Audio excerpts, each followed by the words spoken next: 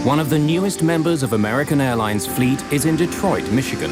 Flight 96, a brand new DC-10, is getting ready for takeoff. Captain Bryce McCormick and co-pilot Paige Whitney have been in the plane for hours. Detroit is just a stopover on a flight from LA to Buffalo and then to New York. McCormick has flown the plane out from California, but Whitney is going to fly the next leg. Both men want as much time at the controls as possible. Neither one of them has more than 75 hours flying the DC-10. Few pilots have more. There simply aren't enough of the planes in the air. Just after 7 in the evening, Flight 96 lifts off from Detroit Airport. Just minutes after takeoff, the plane is rising easily through 3,500 meters over Windsor, Ontario, Canada.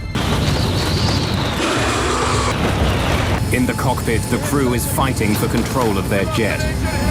The throttles which control the 3 engines have snapped to idle. The plane loses almost all its thrust. The huge jet begins slowing down.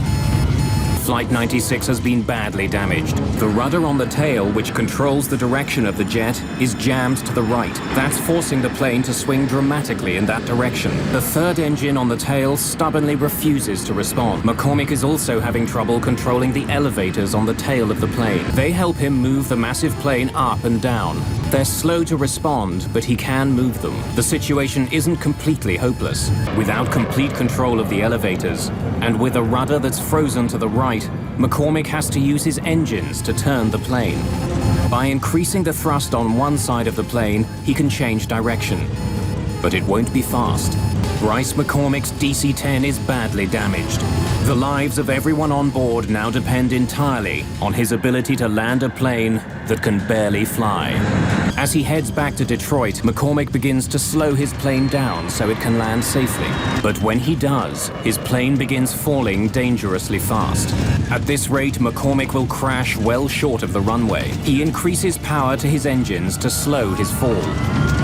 McCormick has slowed the plane's descent to 700 feet per minute, but to do that he's had to increase his forward airspeed, which means he'll be landing far faster than usual.